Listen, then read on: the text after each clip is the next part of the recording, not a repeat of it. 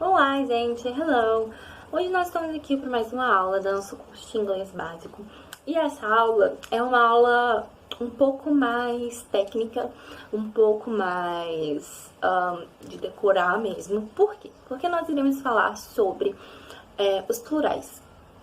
Ah, Amy, mas plural em inglês não é a mesma coisa que português, né? Só eu colocar um S no final quando eu tenho mais de um. Não, gente, não é.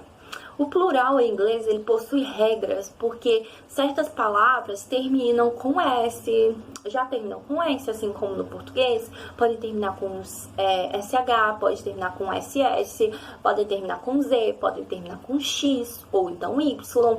E no português, a gente não tem tantas palavras que terminam com essas letras. E se a gente só colocasse um S no final, ia ficar um som muito estranho, ia ficar muito ruim de se pronunciar. A pessoa poderia até mesmo não entender que tá no plural, simplesmente porque eu coloquei um S no final, e o som iria se confundir com o som normal da palavra, com a pronúncia normal da palavra, e por isso que existem algumas regras para regularizar essa situação. Primeiro, a maioria sim das palavras, a maioria não, grande parte das palavras em inglês, para eu falar o plural delas, ou seja, para me referir a uma coisa que tem mais de um, por exemplo, um objeto, tem mais de um objeto, eu coloco o S no final. Eu tenho, por exemplo, chair, cadeira, que seria chairs, friend, friends, umbrella, umbrellas, notebook, notebooks, cell phone, cell phones, pillow, pillows, bed, beds, diversas outras. Por exemplo, door, porta, doors, várias outras. Agora de cabeça eu não vou saber falar todas pra vocês, mas vocês podem perceber que existem várias outras. Porém, gente, em relação a algumas palavras no inglês, elas já terminam a frase com esse som chiado de S, ou então várias palavras já têm esses sons no final, esses sons que parecem um chiado e até mesmo assim se confundem com o som do S. Então, como é que eu iria fazer para colocar essas palavras no plural, sendo que eu simplesmente não posso colocar um S ali? Porque você presta atenção, eu tenho a palavra bus. Bus termina com S. Se eu simplesmente colocasse um S no final do bus para indicar o plural, continuaria sendo bus. Então, a pessoa, para eu falar, one bus or two bus, iria ficar do mesmo jeito. A pessoa não iria saber se tá no plural, se tá no singular, se a pessoa errou, se a pessoa acertou na gramática. Então, eles tiveram que arrumar outro método de indicar o plural nessas palavras em inglês que já terminam com o chiado S.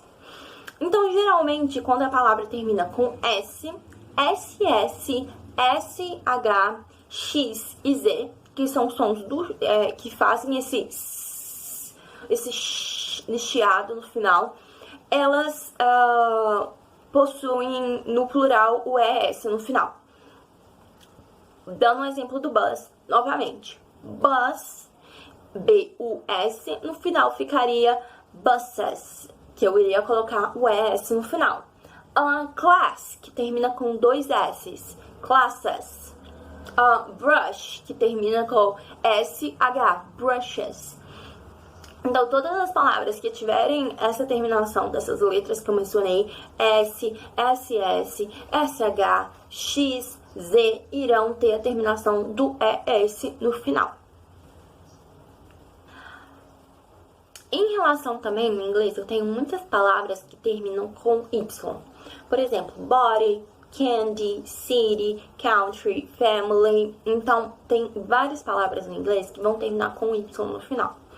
Quando essas palavras terminam com Y e possuem uma consoante antes, por exemplo, family. Family termina com LY, então tem um Y e uma consoante antes.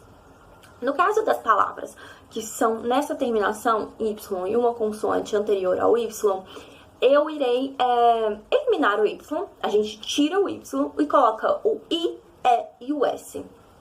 Então, por exemplo, family vai virar families, city vai virar cities, Candy vai virar candies. Então, vai ter essa nova terminação.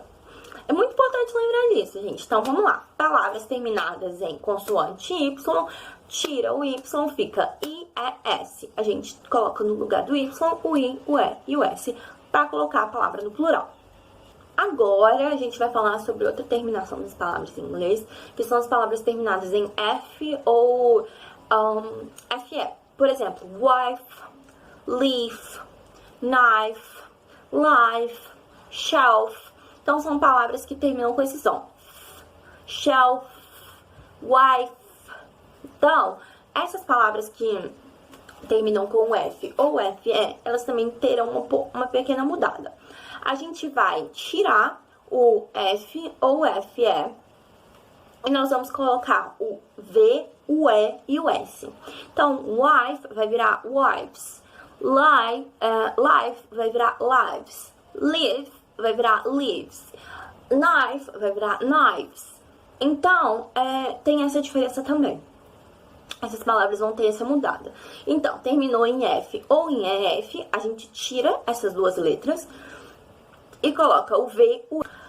Ai, Emily, muita gente vai te perguntar, ai, Emily, mas e aquelas palavras que são a exceção, que não seguem regra nenhuma? Gente, no inglês a gente também tem essas palavras que são realmente, assim, a exceção e não seguem regra alguma. Ou seja, elas não têm essa regra do S, elas não têm essa regra do eliminar o Y, são palavras diferentes, são as exceções do inglês. Por exemplo, man, M-A-N em inglês, que significa homem. No plural vai ser man, que é M-E-N, em inglês significando homens. Ou seja, são palavras que na realidade elas mudam a estrutura delas todas, ela muda a grafia delas toda para poder indicar o plural. Eu também tenho person, que é pessoa, e people, que são pessoas. Nossa, mas como que eu vou lembrar essas palavras? Eu não sei como é que eu vou fazer para lembrar isso. Elas não seguem regra. Realmente, essas palavras que são as exceções, elas não são lembradas, elas são praticadas.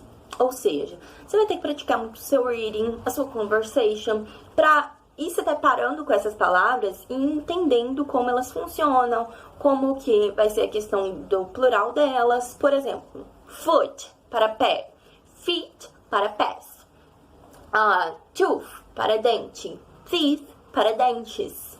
Então, mouse para rato, mice para ratos.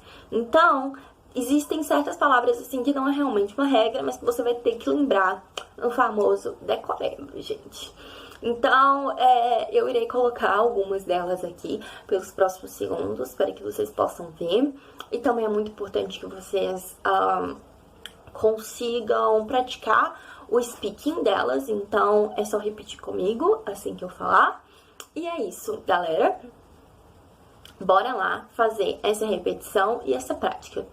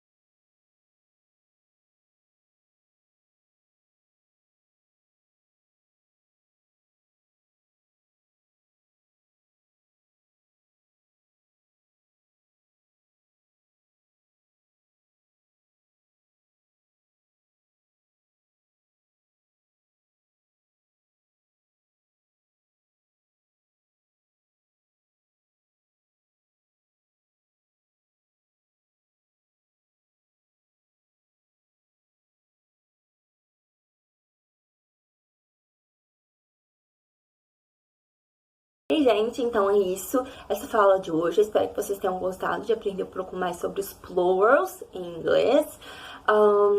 Espero que vocês tenham aprendido realmente. Caso vocês não tenham ficado com alguma dúvida, voltem a aula um pouco. Caso vocês queiram praticar um pouco mais a pronúncia, só voltar um pouco a aula. E é isso. Eu vejo vocês no nosso próximo capítulo.